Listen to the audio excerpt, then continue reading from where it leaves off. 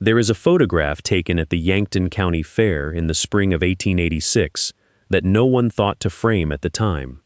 It shows a young woman standing in the livestock judging pen with two calves beside her, broad through the shoulder, deep in the brisket, their coats brushed to a dark, almost mahogany gleam in the morning light. She holds the lead rope with both hands, not from any uncertainty about the animals, but in the manner of someone who has learned to hold tightly to what she has earned. Beside her, a county assessor is reaching forward to pin a length of blue ribbon to the gate post. His face is turned partly away from the camera. Whether by accident or intention, no one has ever been able to say. Those who were present that morning would recall, in later years, the quality of the silence that fell over the judging pen when the assessor read the name aloud from his ledger. Not a hostile silence, not a mocking one. The particular silence of a crowd revising its own memory, going back, quietly, over what it had believed to be true, and finding the seams. The assessor's hand, when he pressed the ribbon's pin through the wood of that gatepost, was steady. He was a precise man, a man of columns and valuations, and whatever he felt in that moment, and those standing close enough said something moved across his face, briefly, like weather, he kept it ordered and contained. He spoke only 4 words after he had finished. "First place," he said. "60 acres, bottomland." He said it the way a man reads a correction into an official record, carefully, without flourish, and then he stepped back. She did not smile in the way that people who had been waiting to be proven right often smile.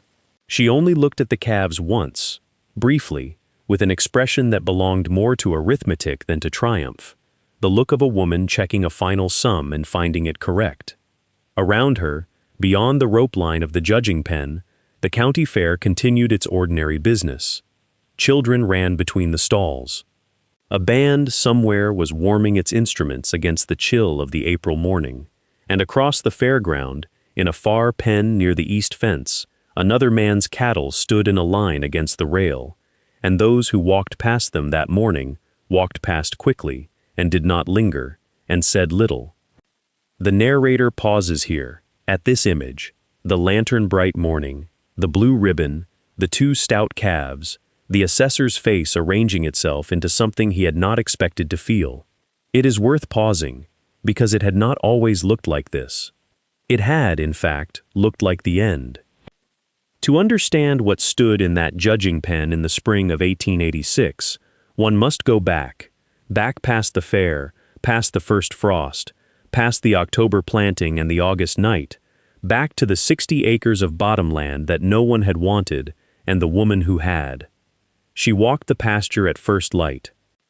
The August morning was still and colorless, the sky the pale gray of old ash, and the dew that should have lain across the hay in silver sheets had been pressed into the earth instead, pressed down by hooves, by weight, by the slow and indifferent hunger of 30 cattle moving in darkness.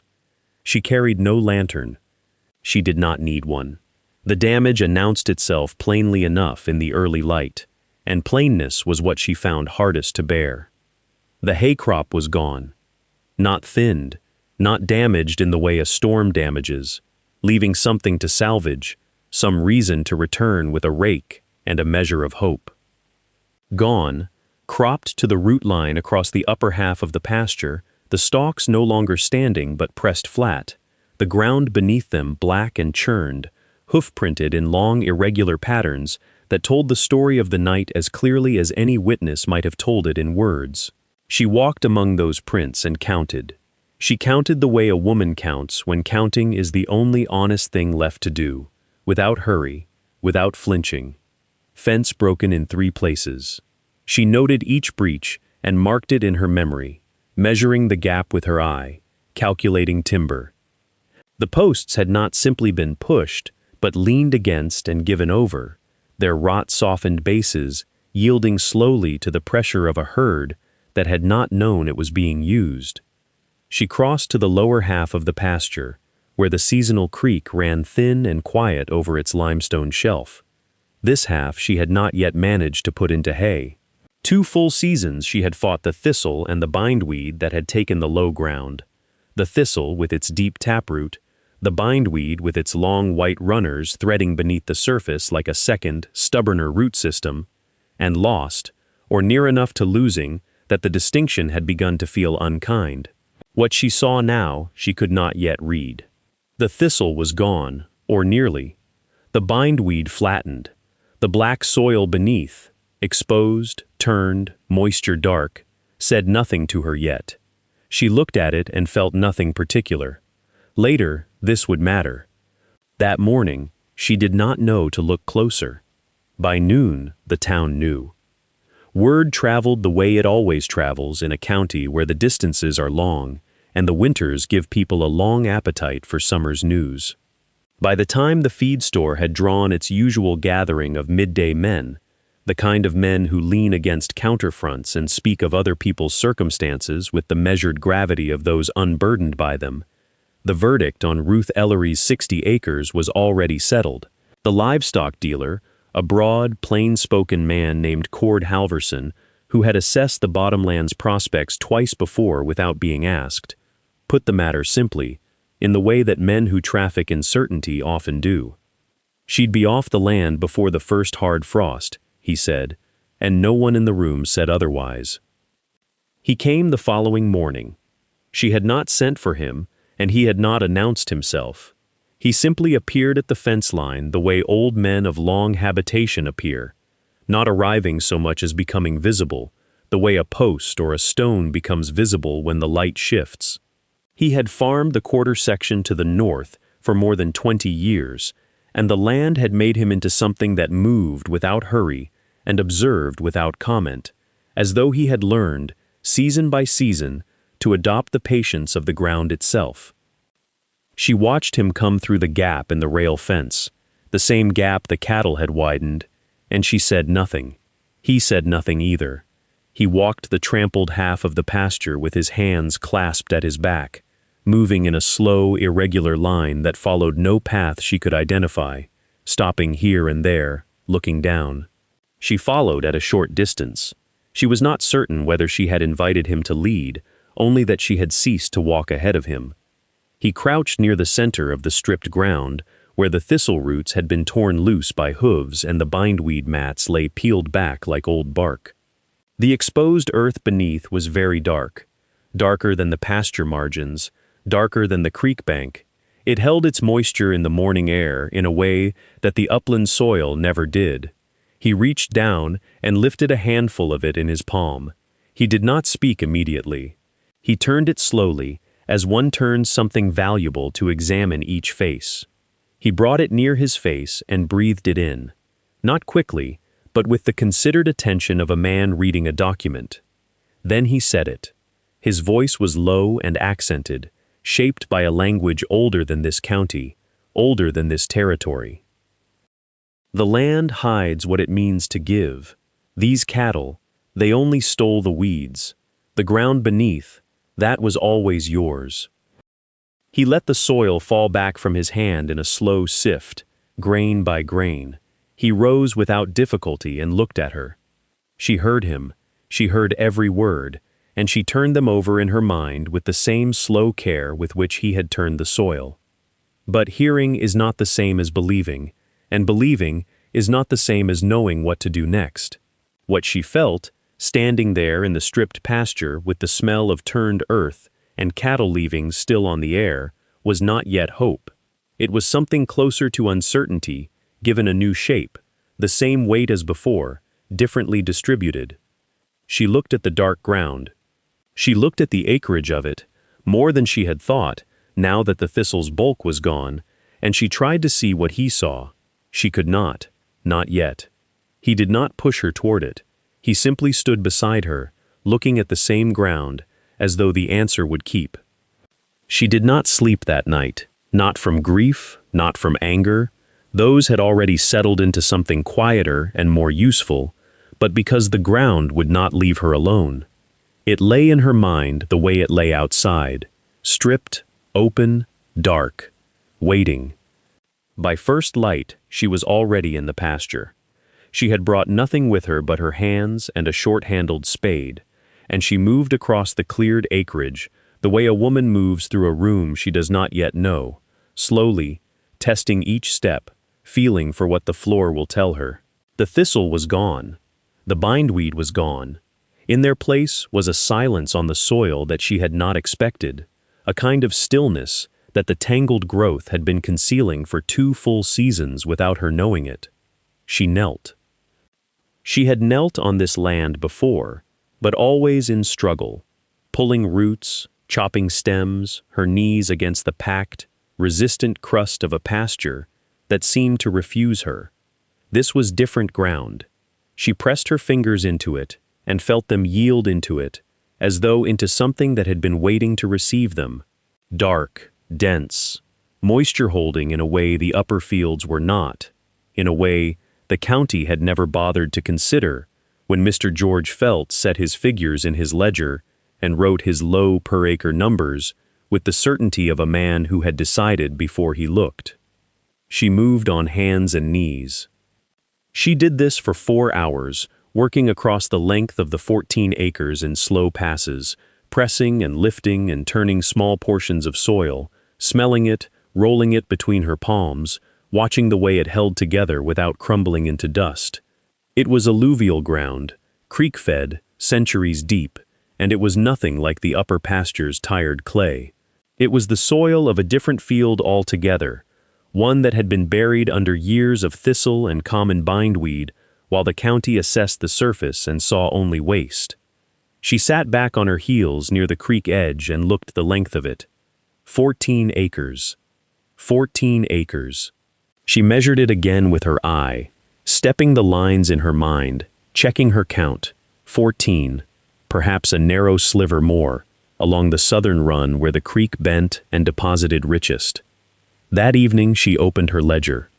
The columns were not kind to her. They had not been kind to her for some time.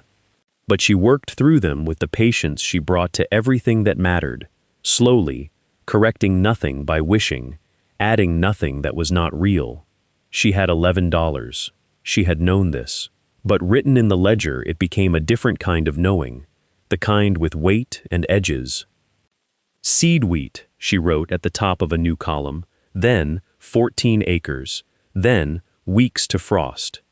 She did not write the uncertainty beside it. That was already present without being written. She worked the arithmetic instead, the only arithmetic available to her, and let it show her what it would. She closed the ledger before the light failed entirely and went to walk the fence line one final time before dark, as had become her habit since the break. It was not ceremony. It was the same careful accounting she applied to the columns, a reckoning of what was present, what was absent, what had changed since morning. The mended rails held, the creek moved low and quiet beside them. She walked the southern bend where the soil ran richest, then turned northward along the far edge of the trampled ground, and it was there, in the last gray light, that she found them. 3 calves. They lay in a loose, unintended cluster at the pasture's far northern end, near the place where the thistle had grown thickest and where the Baron's hands had apparently given up on gathering the stragglers. They had not been driven back. They were too weak to have been driven. One lay on its side, with its breathing visible from 10 yards. The shallow, labored rise and fall that a person learns to read whether or not they have been taught the reading of it. The other 2 were upright, but without steadiness, their hindquarters tucked, and their eyes carrying the flat, dulled expression of animals that have stopped expecting anything particular from the world. She stood at a distance and did not rush toward them. This was the instinct she had learned to distrust in herself, the impulse to act before she had looked long enough to understand what she was looking at. She had seen animals in distress before. She had also seen disease, and she knew, with the plain knowledge of anyone who had survived a winter on marginal ground, that the difference between a recoverable calf and a contagious one was not always visible to the eye in the first minutes of looking. She needed more than her own assessment. She needed to know what she was dealing with before she committed her shelter and her time and her remaining stores to the question. She went back to the house and wrote a short note. It was plain and without sentiment. She described what she had observed: the posture of the one lying flat, the tucked hindquarters of the other two, the condition of their coats, such as she could judge in failing light. She wrote that she had not touched them yet, and would not until she heard back. She folded the note and weighted it under a stone near the fence post closest to the neighboring quarter section, where it would be found in the morning. Then she returned to the calves with a bucket of creek water and set it within their reach, not a commitment, only a minimum, and went inside. She did not know yet what she was looking at. She did not know what the note would come back telling her. She knew only that 3 animals were alive on her land that had not been alive there yesterday morning, and that they were, for the moment, her problem to hold until she understood it well enough to act. Old Janos came before the frost had lifted from the grass. He moved slowly, the way men move who have learned that hurry earns nothing from the land, and he crouched at the fence line for a long time before he entered the pen. He did not speak when he arrived. He set down the cloth bag he carried, folded back his coat cuffs, and laid his hands on each calf in turn, the one that had been lying flat, now propped on its sternum but still glassy-eyed, and the 2 that stood with their hindquarters tucked and their ribs showing like barrel staves beneath dull hide. When he finished, he stood and looked at her steadily. "Scours," he said, "all 3 of them, some further along than others. And the hooves," he pressed his thumb into the softer tissue at the coronet of the worst one, and the calf flinched but did not bolt. "Early rot," he said, "from wet ground and poor feed over a long drive. Not good, but not the end of them, if they are sheltered and if they are fed careful." He opened the cloth bag. Inside was a folded paper of dried cornmeal, a cake of rough salt, and a brown glass jar she did not recognize. His father, he told her, had wintered thin cattle on the Hungarian plain with a mash of this kind. Cornmeal worked soft with warm water, a scrape of salt, small amounts at a time, 4 feedings a day, no cold water straight from the creek until they could stand without shaking. The jar held rendered fat and a preparation of something she could not name, for the hooves. He showed her how to pack it at the softened edge. She listened. She wrote nothing down, but she listened, the way she had once seen him listen to weather, with her whole body still. He left the paper of cornmeal with her and told her he would bring more in 3 days. He did not say the calves would live. He said only that the mash gave them a chance at it, and that the shelter, if she built it sound against the northwest wind, would do the rest of what medicine could not. By the following week, word had traveled the way word always travels, in a county where the general store is the clearinghouse of all human judgment. She had kept the baron's sick animals, people said. She was nursing them.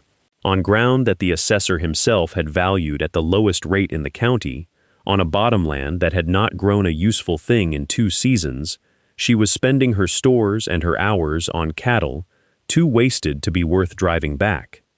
Mrs. Annette Pruitt said it plainly to 3 women at the counter of the dry goods store on a Tuesday morning, said it with the particular sorrow people reserve for those they have already decided cannot be helped.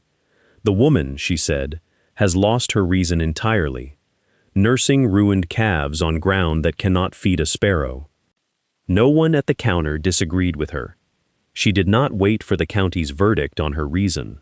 While Mrs. Pruitt was still speaking to those women at the dry goods counter, while the judgment was still warm in the air of that Tuesday morning, Ruth Ellery had already turned her mind to the ground. Old Janos had walked the cleared 14 acres with her the week before, moving slowly, as he always moved, with the deliberateness of a man who has learned that the ground repays attention. He had stopped at intervals and pressed 2 fingers into the black soil the cattle had exposed, had held those fingers to his nose, had said nothing for a long while. Then he had said the thing she would carry into October with her like a lamp. "The land hides what it means to give," he told her. "It does not offer, it waits to be asked." She had written those words in her ledger that same evening, beneath the column of figures, in her careful hand. The Bohemian merchant store was 7 miles by road. She went in the last days of September with $11, which was the whole of what remained to her after the cornmeal and the salt and the lumber for the windbreaks. She bought winter wheat seed, a hard red variety the merchant said would take the frost without flinching, the kind put down by the German settlers 2 counties south, who had learned its tolerance the hard way. She counted out the coins on his counter with the steadiness of a woman performing arithmetic, not prayer, and she recorded the expenditure that evening in the ledger. Seed, winter wheat, October planting, $11, 14 acres bottomland. In the same hand she used for every other entry, neither hurried nor labored. The ledger did not care whether she was afraid. Neither, she had decided, would she. She began before first light on the 2nd day of October.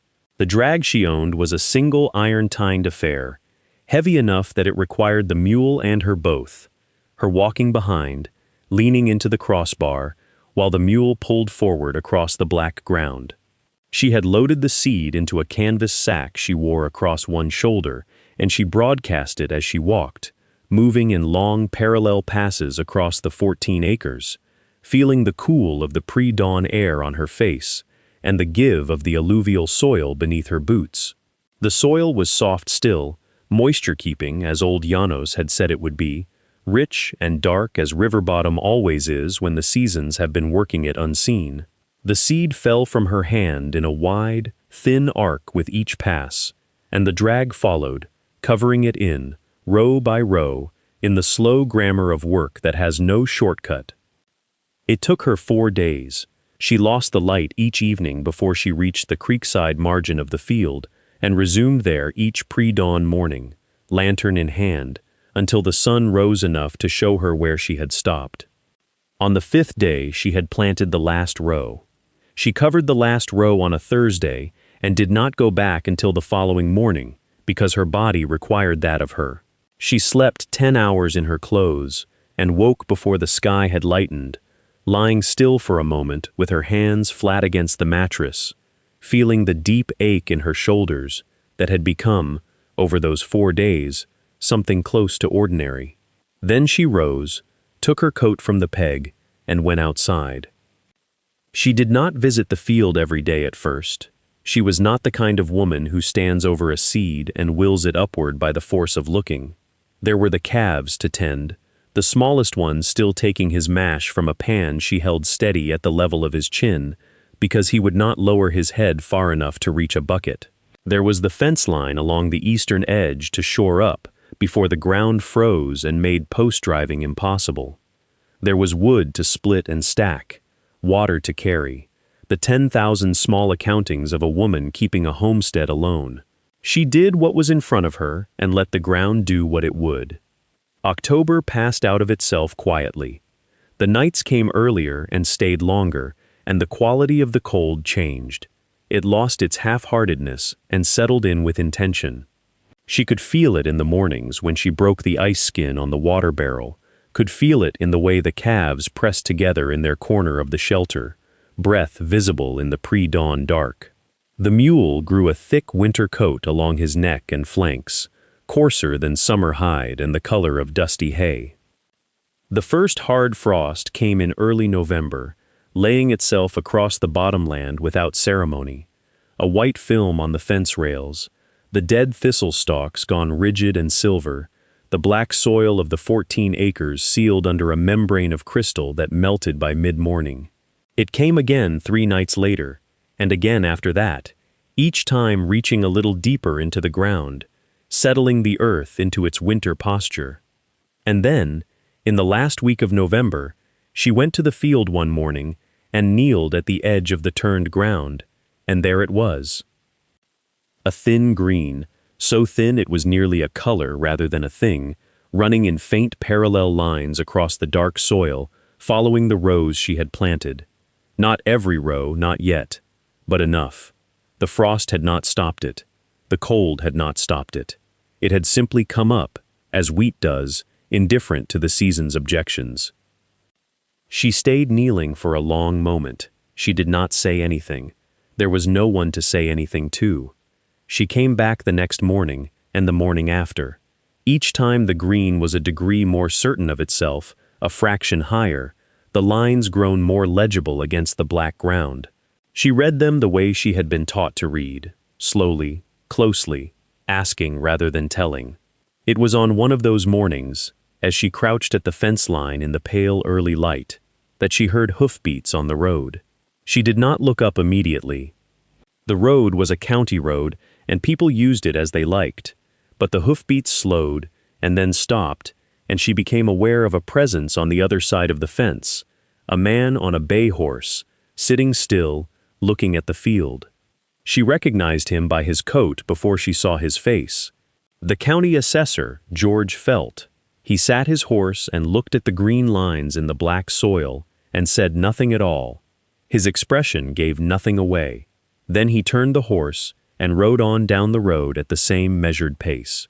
She watched him go. She waited. And then, at the bend where the road curved south toward the creek crossing, she saw him stop again. He turned the horse fully around. He rode back to the fence and looked a second time, longer and more carefully, before he turned away once more and did not return. The cold came down in November like a judgment rendered without appeal. It arrived not gradually, the way a sensible winter might, but all at once, a hard northern wind that scoured the creek bottom bare and drove the temperature to places the thermometer nailed beside her door had not previously been asked to record. The wheat survived it, that thin green veil, laid so carefully into 14 acres of black alluvial ground, drew itself flat against the earth and endured. She checked it on the worst mornings, brushing away the skin of ice that formed along the low rows, and found it alive beneath. The calves required more from her. She had built the windbreaks in October, before the cold locked the ground and made splitting rail a misery. 3 sides of stacked split timber, the 4th left open to the south, a low, unglamorous shelter wedged into the angle where the creek bank gave natural protection from the northwest wind. It was the kind of structure old Janos would have recognized, the kind a man builds when he cannot afford to lose what he is sheltering. She banked the base with hay and packed the gaps with creek-bottom sod cut into bricks and stacked 2 courses high. Through December and into the deep of January, she fed the 3 calves on cornmeal mash mixed with warm water, twice daily, carrying the pail out in the dark before first light and again at dusk. The mash was not a remedy so much as a supplement, something warm and calorie-dense, to offset what the cold demanded of their bodies.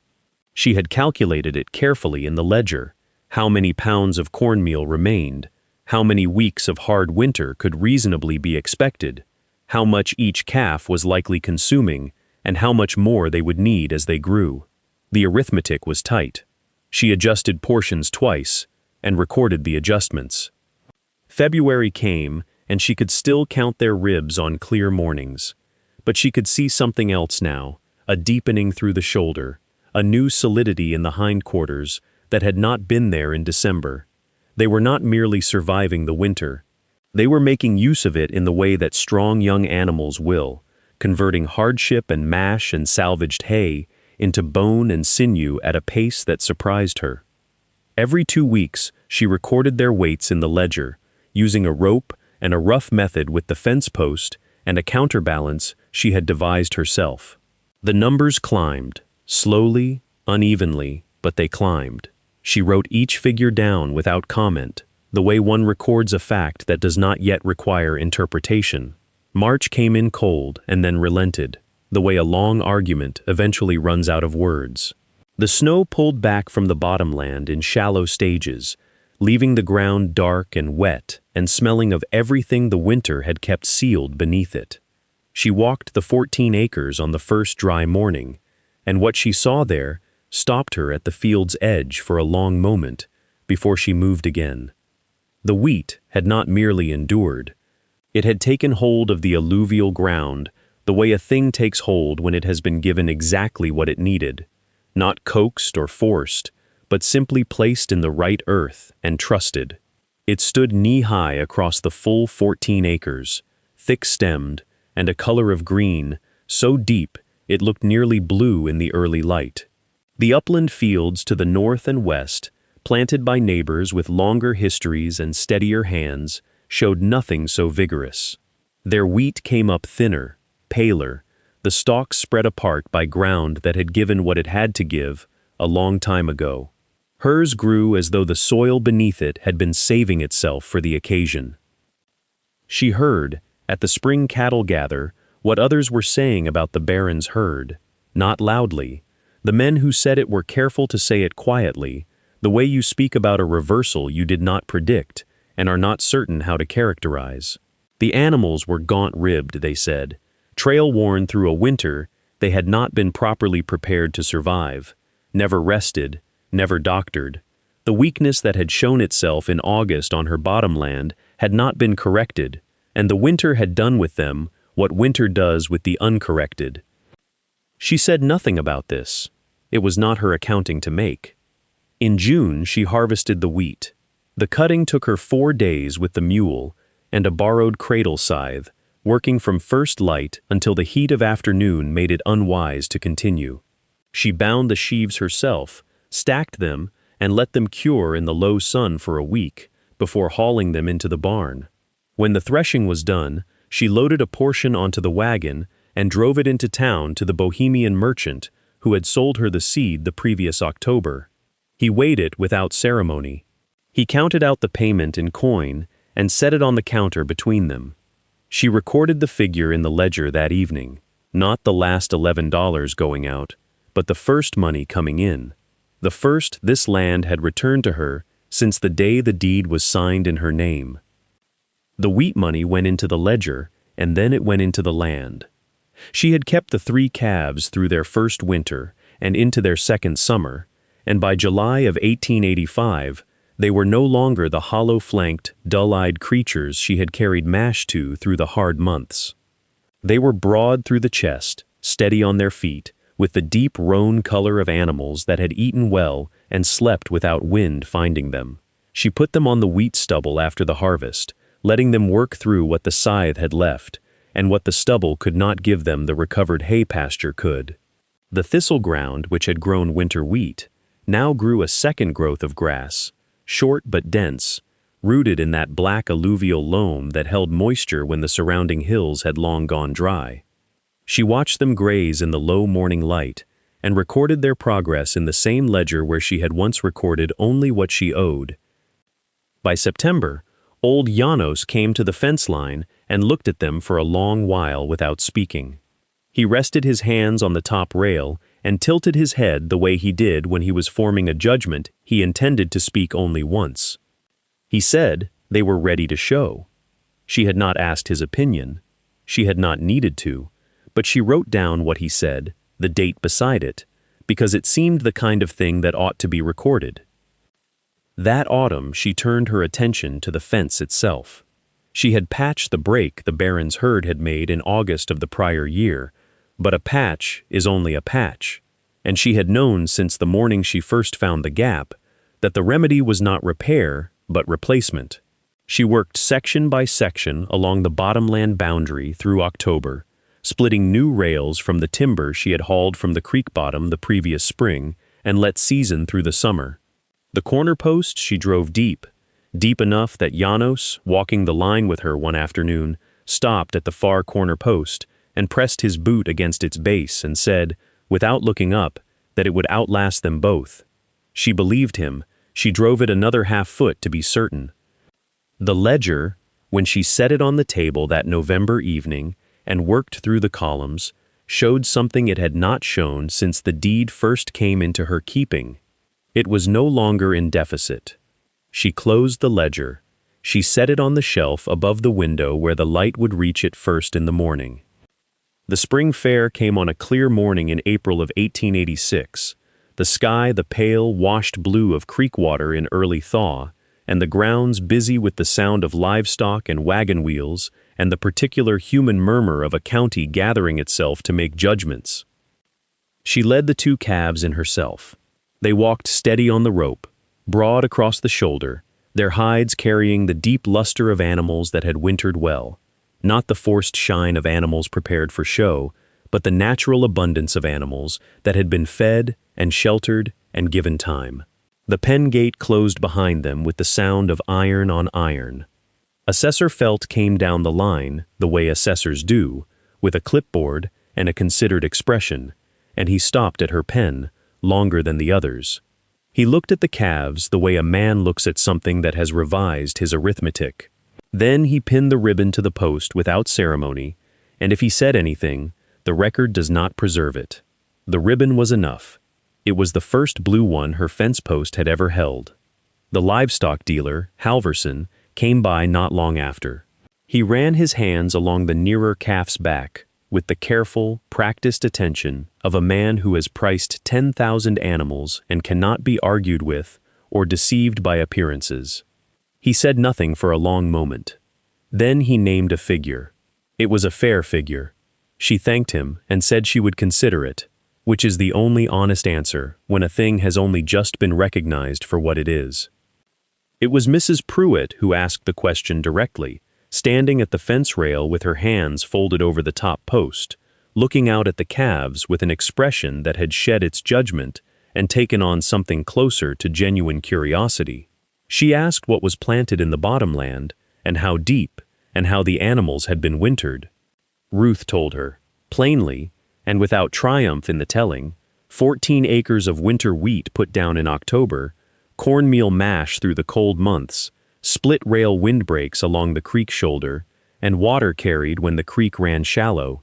Nothing that was not already there, nothing that had not been waiting. That is where this ledger closes. The land gave what it had always meant to give. It only required someone willing to ask rather than tell, to listen to what the ground said in the language of thistle and black soil and the slow, patient return of green. She asked. It answered.